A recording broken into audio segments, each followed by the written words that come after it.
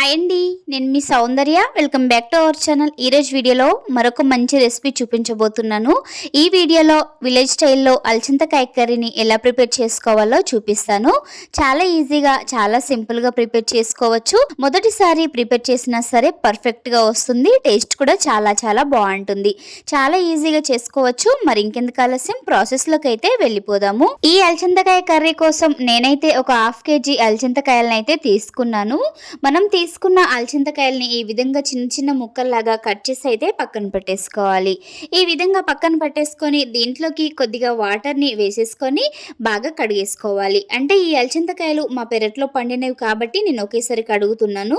చూడండి, ఈ విధంగా వాటర్ని యాడ్ చేసుకొని ఈ అలచింతకాయలను అయితే శుభ్రంగా కడుక్కోవాలి. మీరు బయట మార్కెట్లో నుండి కొనుక్కున్నవైనా పర్వాలేదు, చాలా ఈజీగా ప్రిపేర్ చేసుకోవచ్చు. మరి ఇప్పుడు ముందుగా స్టవ్ వెలిగించి ఒక ప్యాన్ పెట్టుకోవాలి. ప్యాన్ వేడయ్యాక ఇందులోకి ఒక 4 టేబుల్ స్పూన్ల వరకు ఆయిల్ని అయితే వేసేసుకోవాలి. ఆయిల్ వేడైన తర్వాత ఇందులోకి పోపు కోసం నేనైతే ఇక్కడ ఆయంత గింజల్ని వేస్తున్నాను. ఈ ఆయంత గింజలతోని పోపు వేస్తే కర్రీ టేస్ట్ అనేది చాలా చాలా బాగుంటుంది. మీలో ఎవరికైనా ఈ ఆయంత గింజలు తెలిస్తే కామెంట్ బాక్స్లో కామెంట్స్ చేయండి. దాదాపుగా విలేజ్లో ఉండే వాళ్ళకి చాలా మందికి తెలిసే ఉంటుంది. మనకు పోపంతా బాగా వేగిన తర్వాత ఇందులోకి సన్నగా కట్ చేసి పెట్టుకున్న ఉల్లిపాయ ముక్కలను అయితే యాడ్ చేసేసుకోవాలి. ఉల్లిపాయ ముక్కలు కూడా చక్కగా వేగిన తర్వాత ఒక 2-3 కరివేపాకు రెమ్మల్ని వేసేసుకొని ఒకసారి బాగా కలిపేసుకోవాలి. ఇప్పుడు ఇందులోకి కొద్దిగా పసుపుని కూడా వేసేసుకొని మరొకసారి బాగా కలిపేసుకోవాలి. పసుపుని వేసి కలుపుకున్న తర్వాత ఇందులోకి మనం ముందుగా కడిగి పెట్టుకున్న అలచింతకాయ ముక్కల్ని అయితే యాడ్ చేసేసుకోవాలి. అలచింతకాయ ముక్కల్ని వేసేసుకొని ఒకసారి బాగా కలిపేసుకోండి. వీడియోలో చూపిస్తున్నట్టుగా ఈ విధంగా చక్కగా కలిపేసుకోవాలి. ఇలా చక్కగా కలిపేసుకొని దీనిపైన మూత పెట్టేసి అలచింతకాయలు అనేవి ఒక 50% వరకు ఉడికేంత వరకు అయితే ఉడికించుకోవాలి. మధ్యలో ఒకసారి మూత తీసేసి చూపిస్తున్నాను చూడండి. మధ్యలో ఒకసారి మూత తీసేసి మరొకసారి బాగా కలిపేసుకోవాలి.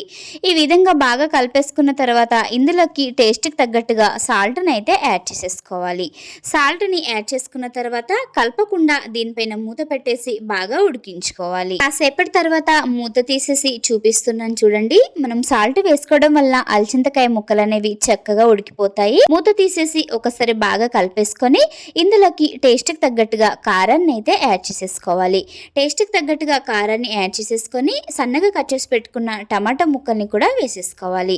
నేనైతే ఇక్కడ మీడియం సైజులో ఉన్న 2 టమాటోల్ని తీసుకొని ఈ విధంగా చిన్న చిన్న ముక్కల్లాగా కట్ చేసి అయితే వేసేసుకున్నాను.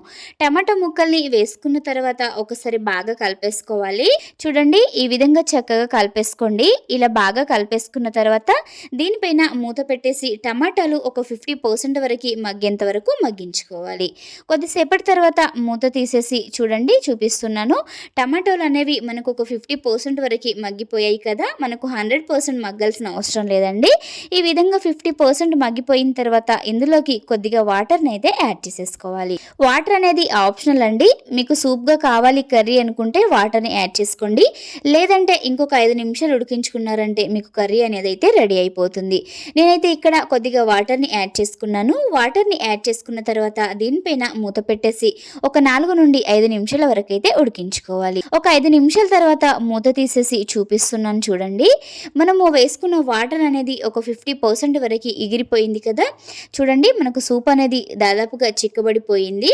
మనకు సూప్ అనేది ఈ విధంగా కాస్త చిక్కబడిన తర్వాత ఇందులోకి ఒక టేబుల్ స్పూన్ వరకు ధనియా పౌడర్ని అయితే యాడ్ చేసేసుకోవాలి.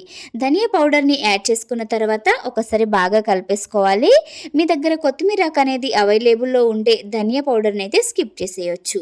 చూడండి, ధనియా పౌడర్ని యాడ్ చేసుకున్న తర్వాత స్టవ్ ఆఫ్ చేసేసుకోవడమే. అంతే అండి, simple and tasty village style అలచింతకాయ కర్రీ అయితే రెడీ అయిపోయింది.